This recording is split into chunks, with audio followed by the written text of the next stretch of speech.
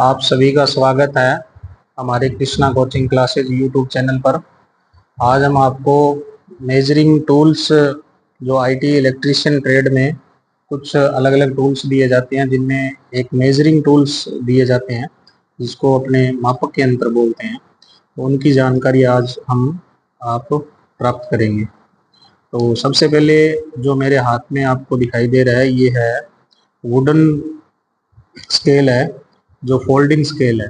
ये wooden scale है जो फोल्ड होता है, फोल्डिंग स्केल है जिससे अपने माप भी सकते हैं किसी वैल्यू को और इससे लाइनिंग भी दे सकते हैं।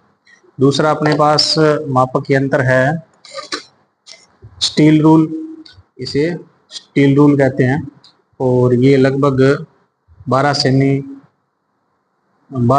इंच का है और 30 सेमी इसमें लिखा हुआ है। तो 30 सेमी का स्टील रूल है और ये मिनिमम मिनिमम 1 mm को मेजरमेंट कर सकता है, इससे नीचे ये माप को नहीं माप सकता। तो ये हो गया स्टील रूल। इसके बाद अपने पास पड़ा है एक स्टैंडर्ड वायर गेज जो SWG में मापता है, जिसको स्टैंडर्ड वायर गेज अपने नाम दिया, जिससे वायर का साइज वगैरह मापना हो तो उसके लिए काम में लेते हैं इसको। इसके अलावा अपने पास मापक यंत्र है ट्राई स्पेयर। ट्राई स्पेयर दो काम करेगा, एक तो ये 90 डिग्री पे लाइनिंग को देने के लिए काम में आता है, दूसरा इससे अपने वैल्यू को माप सकते हैं, लाइन की लंबाई को, लेंथ को। तो अपने ट्राई स्पेयर लगभग काम में आता है जिस प्रकार अपने वायरिंग करते हैं, केसिंग कैपिंग वायरिंग करते हैं, उसमें जो फिटिंग करते समय जो केसिंग कैपिंग डाउन में आती है, जो ऊपर ट्यूबलाइट या फैन में जो कनेक्शन किया जाता है उसमें जो डाउन में आती है, तो उसको 90 डिग्री के कोण पे सीधा लेके आने के लिए ट्राई स्पेयर का काम में लेते हैं। इसके अलावा अपने पास एक मापक यंत्र है जिसका नाम माइक्रोमीटर है और हिंदी में अपने इसको नाम देते हैं सूक्ष्म मापी यंत्र। इसको अपने सूक्ष्म मापी यंत्र नाम देते हैं और ये पेच और नट के सिद्धांत पर काम करता है, पेच और नट के सिद्धांत पर काम करता है। तो आज अपने इनसे माप कर देखेंगे वैल्यू को, ये किस प्रकार मापते हैं, किस प्रकार कार्य करते हैं और क्या इनके भागों के नाम है, उन सब की अपने जानकारी प्राप्त करेंगे। सूक्ष्म मापी यंत्र जो अपने पास माइक्रोमीटर है और स्टील SWG जो स्टैंडर्ड वायर गेज अपने पास पड़ा है, इन दोनों में अपने चेक करते हैं कि एरर किस में ज़्यादा आती है और किस में कम आती है। तो सबसे पहले अपने जैसे अपने पास माइक्रोमीटर है, तो इनके माइक्रोमीटर के पार्ट जो दिए हैं उनके बारे में अपने को जानकारी होनी चाहिए। तो सबसे पहले ये देखो, इसमें ये हो गया एनविल, ये हो गया स्पिंडल और ये हो गया इसके अंदर स्लीव बोलते हैं इसको, मेन स्केल बोलते हैं इसको, जो इसके अंदर दिया हुआ है। ये ऊपर वाला भाग नहीं है, ये भाग है, ये भाग है, ये भाग जो दिया गया है ये मेन स्केल या स्लीव बोलते हैं। जो ऊपर वाला ये रोटेटिंग पार्ट है इसको थिम्बल बोलते हैं और ये जो दिया हुआ है लास्ट में इसको रेचेट स्टॉप बोलते हैं। और इसमें ये लॉक नट दिया गया है कि इसको जहाँ तक मेजर किया उसके बाद इसको रोक सकते हैं, तो ये आगे स्पिंडल घूमेगा नहीं, रुक जाएगा। और इसका जो ये इसको यू फ्रेम भी बोलते हैं और नॉर्मली फ्रेम भी बोल सकते हैं। इससे अपने 0.01 mm तक की मिनिमम वैल्यू मेजर कर सकते हैं और मैक्सिमम इससे 25 mm तक की वैल्यू मेजर कर सकते हैं। तो चलिए अपने देखते हैं इससे वैल्यू मेजर करके, कोई वायर लेके उससे। तो सबसे पहले अपने जिस प्रकार अपने पास कई टुकड़े पड़े हैं, इसमें एल्यूमिनियम के और कॉपर वायर के कुछ टुकड़े पड़े हैं, तो इनमें से अपने किसी एक वायर से वैल्यू अब माप के देखते हैं अपने कितनी वैल्यू नोट हो रही है इसमें। तो इसमें साथ में ये भी बता देंगे कि वैल्यू को मापना कैसे है और इसमें कैसे इसको रखना है। तो अपने जैसे इसको घुमाते रहेंगे तो ये एक जगह जाके इससे टच हो जाएगा और इसके अंदर ये फिक्स हो जाएगा।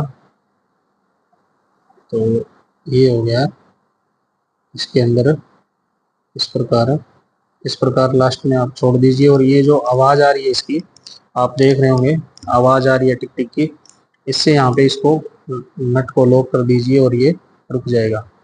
तो क्या गया है, आप जैसे 1 mm का आधा, फिर 2, एक एक के बाद 2 से पहले बीच में एक नीचे माप और दिया गया है, 2 दिए गए हैं माप। तो इसमें अपने इसको इस प्रकार लिखेंगे, जैसे ऊपर का दिया गया है माप, जिसमें 0 से 1, 1 से 2, तो 2 अपने को दिख रहा है, तो इसके अंदर 2 लिख लिया। प्लस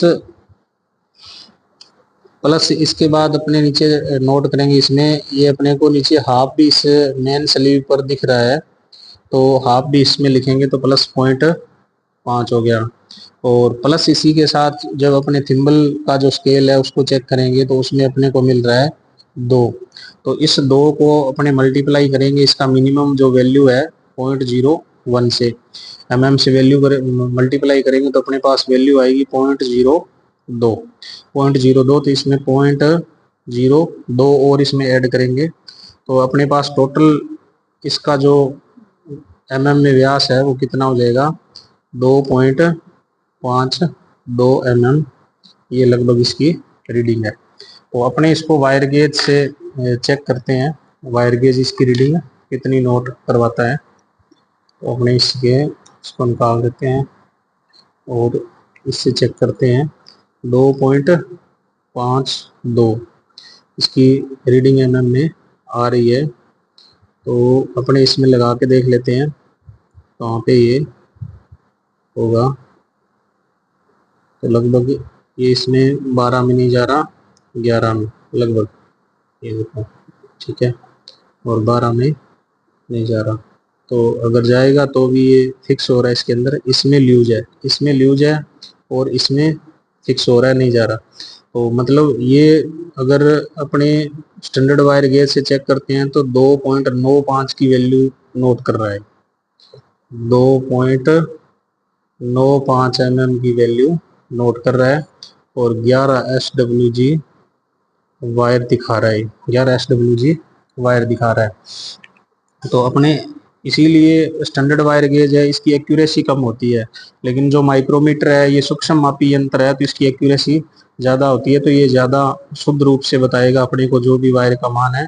और जो वायर गेज है इससे एक अप्रोक्सीमेट आइडिया ले लिया जाता है कि अपने पास इतने का वायर काम में लिया गया है। तो ये दोनों में अंतर हो गया। तो अपने नेक्स्ट इसमें थोड़ा और चेक कर लेते हैं, कोई भी वायर अन्य उठा के देख लेते हैं अपने। जिस प्रकार ये एल्यूमिनियम का एक अपने स्टैंड लिया है किसी वायर का निकाल के, तो इससे अपने चेक करते हैं।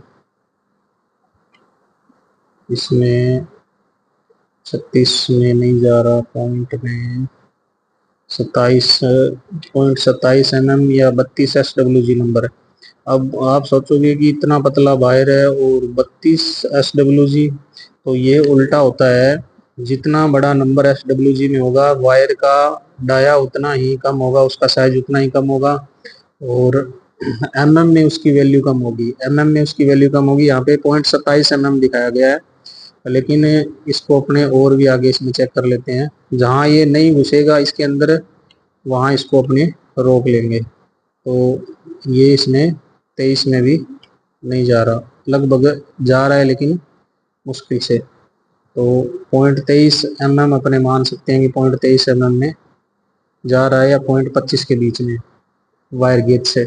तो अपने इसको चेक करते हैं माइक्रोमीटर से। तो एक बार अपने फिर माइक्रोमीटर से चेक कर लेते हैं, लेकिन आपको एक बार ये जो मेन स्केल है जो स्लीव वाला है ये आपको दिखा देते हैं इसमें और खोल के, इसमें स्केल कैसे लगा हुआ है। तो ये देखिए इसमें आप स्केल चेक कर लीजिए।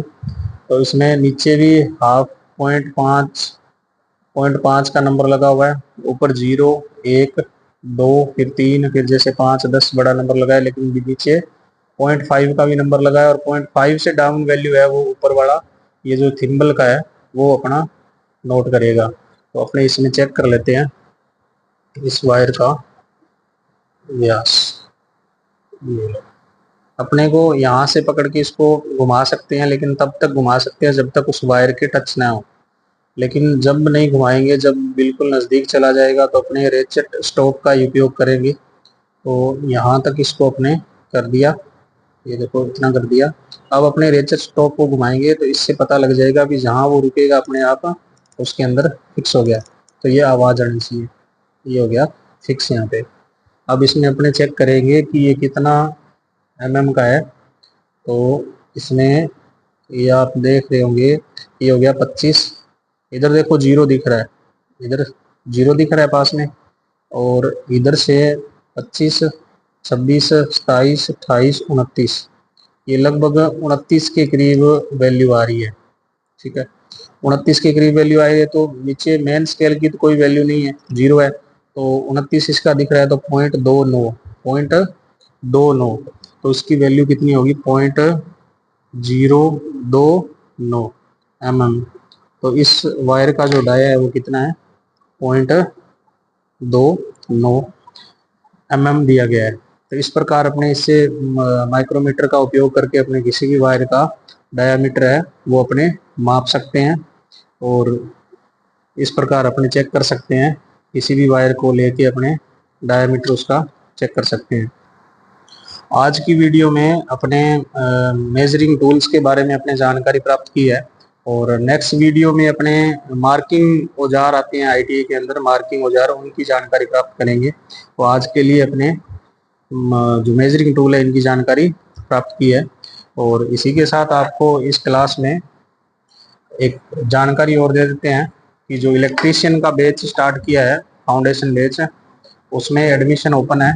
तो सभी विद्यार्थी जो तैयारी करना चाहते हैं अनूपगढ़ क्षेत्र के, तो वो सभी बच्चे तैयारी करने के लिए कृष्णा कोचिंग क्लासेस में ऑफलाइन बैच के लिए एडमिशन ले सकते हैं, और जल्द से जल्द बैच स्टार्ट होने जा रहा है। तो आप सभी एडमिशन लें। उसमें टेक्निकल और नॉन टेक्निकल दोनों पार्ट करवाए जाएंगे, टेक्निकल और नॉन टेक्निकल दोनों पार्ट करवाए जाएंगे। और रेलवे बैच, रेलवे की जितनी भी वैकेंसी है टेक्निकल की, उसकी भी तैयारी करवाई जाएगी। और राजस्थान में जितनी भी भर्तियां आ रही है टेक्निकल की इलेक्ट्रीशियन में, उन सभी की तैयारी करवाई जाएगी। इसके अलावा जो सीईटी का बैच है, और 12th बेस के ऊपर जो फार्म भरे जाते हैं, और बीए डिग्री बेस पे जो सीईटी का कोर्स होता है वो भी स्टार्ट हो रहा है। तो आप उसमें भी जल्द से जल्द जितने भी बच्चे हैं जो सीईटी की तैयारी करना चाहते हैं वो इनरोल हों और ज्वाइन करें कोर्स को। तो आज के लिए धन्यवाद। इसी प्रकार अपने नेक्स्ट वीडियो देंगे तो वो मार्किंग औजार की देंगे। धन्यवाद।